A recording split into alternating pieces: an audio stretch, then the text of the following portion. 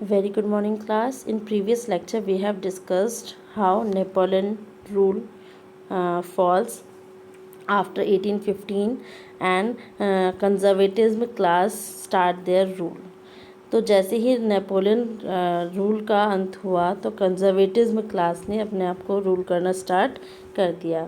उनका मानना ये था कि जो ट्रेडिशनल मेथड्स थे रूलिंग के, फॉर एग्जांपल जो मोनार्क सिस्टम था वो वापस से आ जाना चाहिए। तो इससे जो लिबरल नेशनलिस्ट थे उन्होंने क्या किया, उन्होंने सीक्रेट सोसाइटीज़ बनाना शुरू कर दिया। कई सारे अलग अलग स्टेट्स में, यूरोपियन स्टेट्स में सीक्रेट सोसाइटीज़ बनाई गई। इन सोसाइटीज़ का मेन एम जो था लिबर्टी के आइडिया को और नेशनलिज्म के आइडिया को स्प्रेड करना था।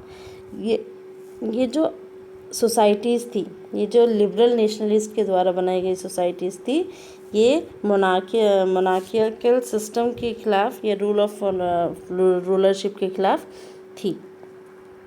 इनमें से कई क्या चाहते थे, many of them were aimed to create nation states and made it an important part for their freedom struggle. Nation states बनाना चाहते थे, नेशन स्टेट जहाँ पर लोग एक साथ रह सकें, सब लोग फ्रीडम के साथ रह सकें, अपने कल्चर को फॉलो कर सकें।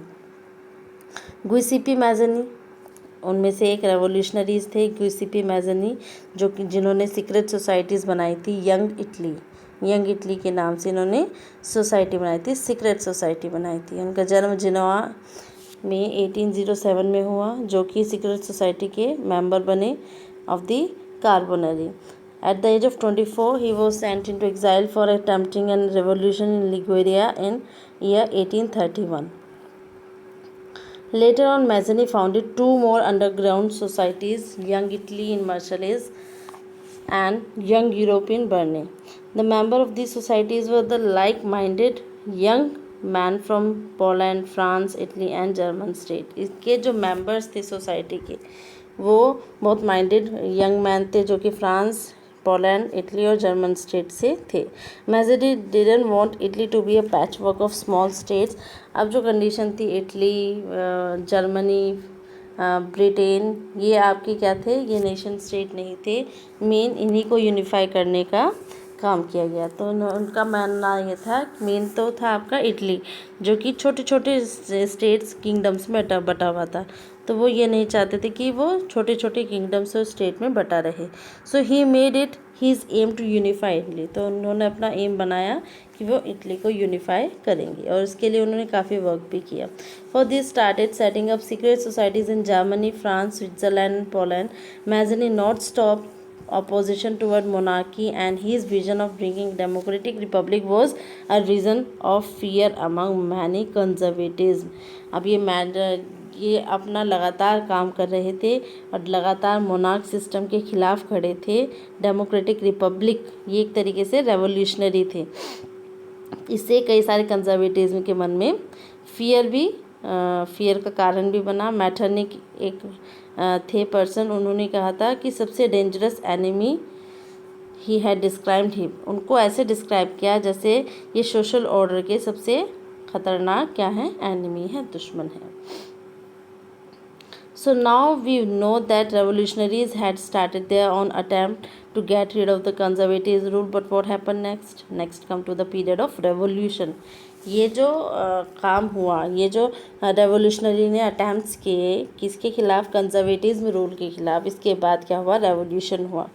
The revolution, the age of revolution between 1830 to 1848, इसके बारे में बात करें। During the period of 1830-48 Europe witness great tension and unrest. बहुत ज़्यादा टेंशन्स रही।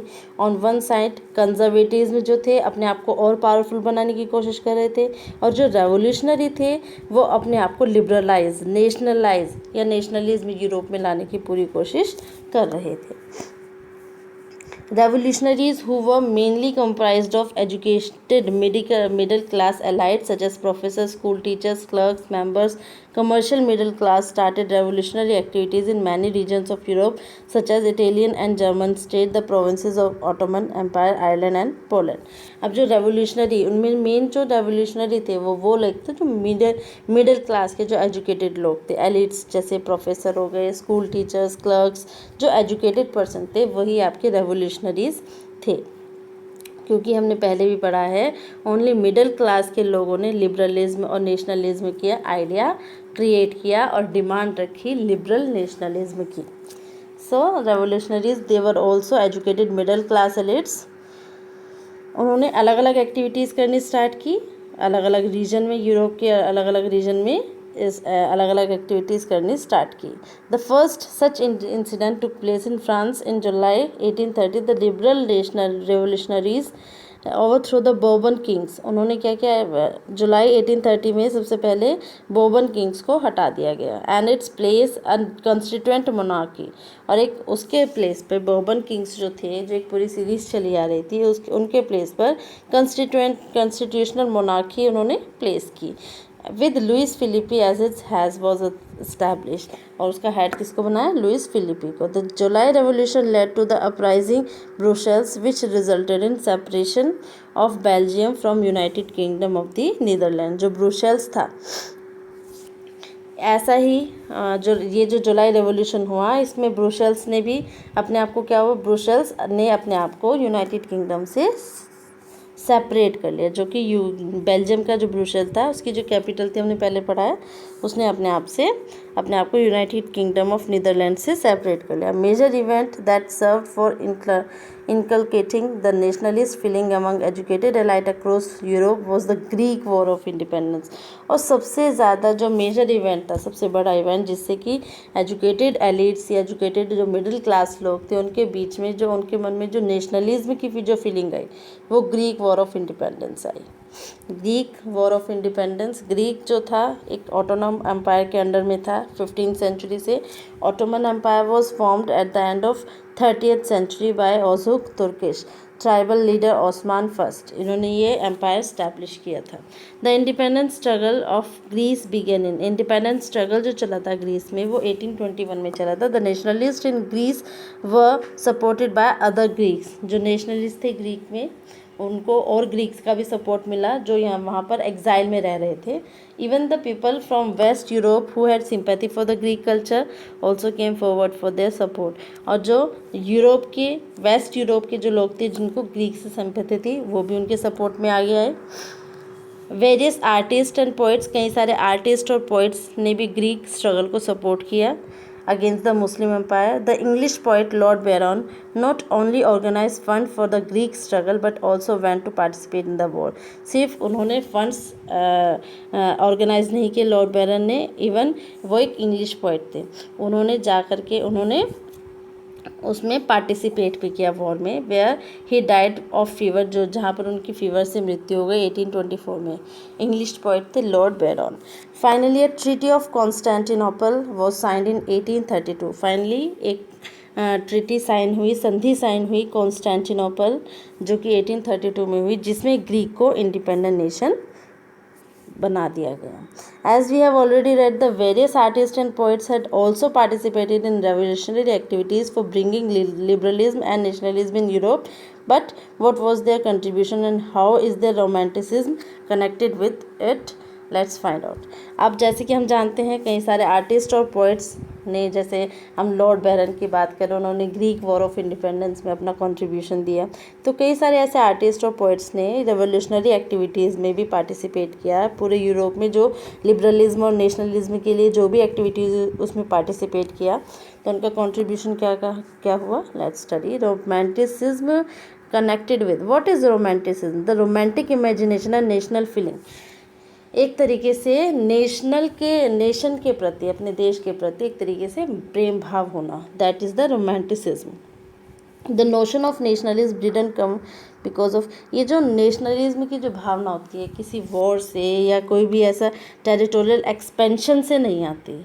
ये जो होती है हमारे अपने कल्चर जो होता है, हमारा जो कल्चर होता है बहुत इंपॉर्टेंट रोल प्ले करता है in increasing the awareness about the importance of nationalism.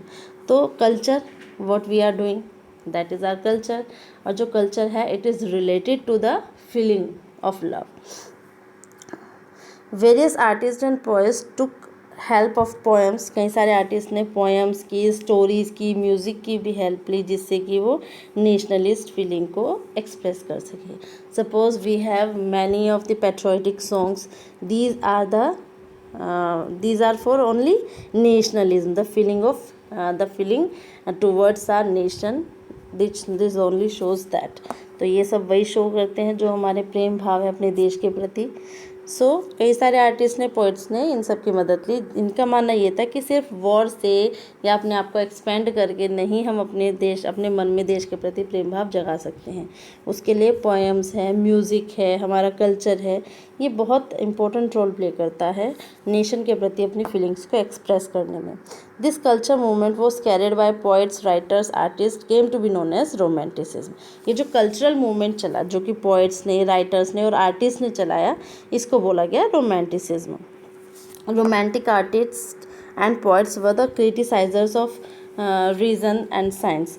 वो ये नहीं मतलब जो पोइट्स थे या आर्टिस्ट थे, उनका मानना ये था रीज़न या साइंस से हम किसी के मन में नेशनलिज्म की फीलिंग नहीं जगा सकते. अगर हमें अपने कलेक्टिव हेरिटेज शेयर करना है, अगर हम to inculcate a sense of shared collective heritage and a common culture past, they tried to focus on emotions, intuitions and mystical feelings. अगर हमें कलेक्टिव हेरिटेज को जो हम शेयर कर रहे हैं उसके प्रति हमें क्या करना पड़ेगा, हमें फोकस करना पड़ेगा इमोशंस पे, फीलिंग्स पे.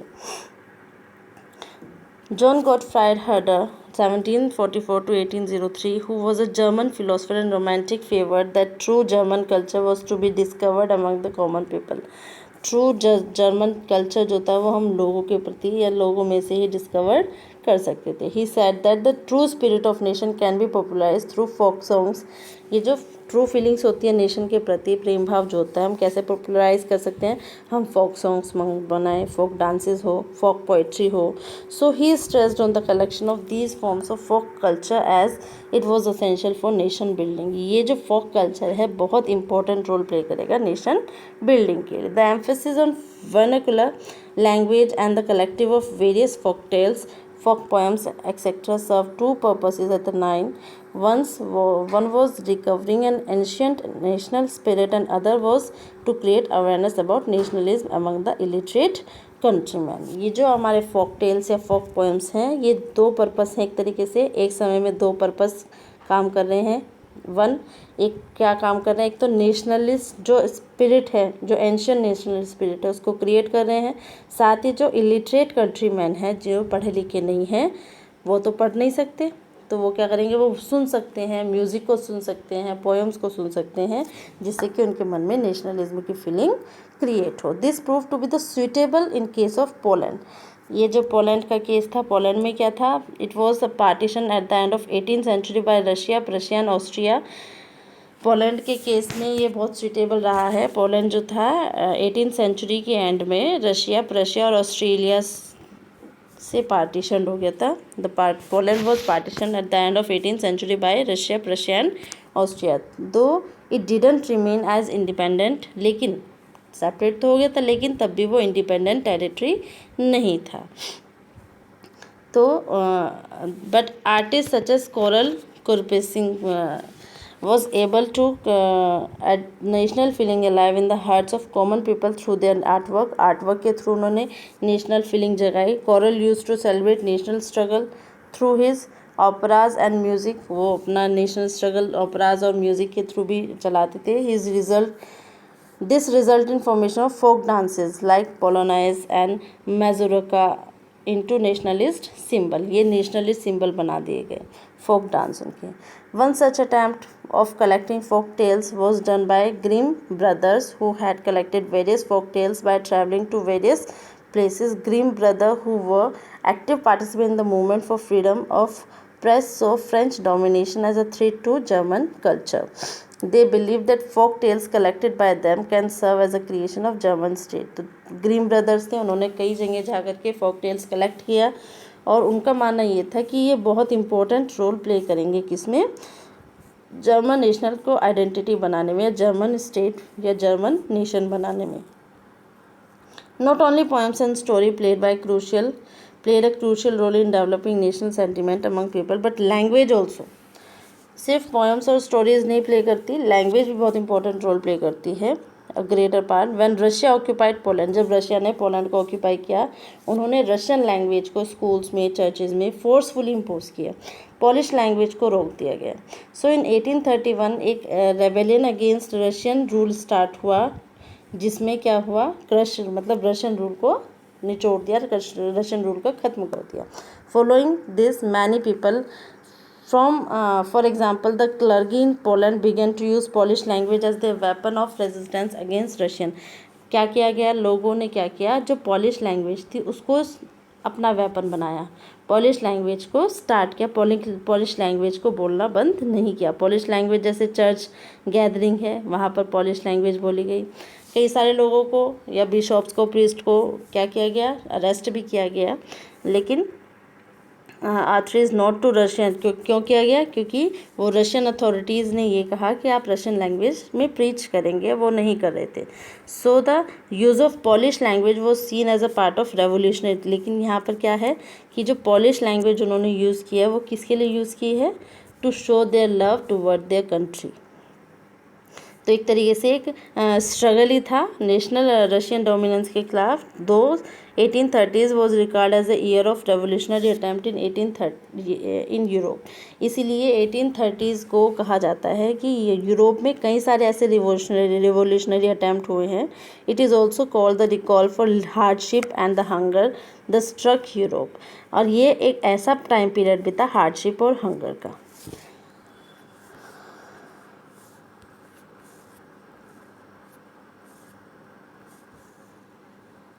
So this is all for today.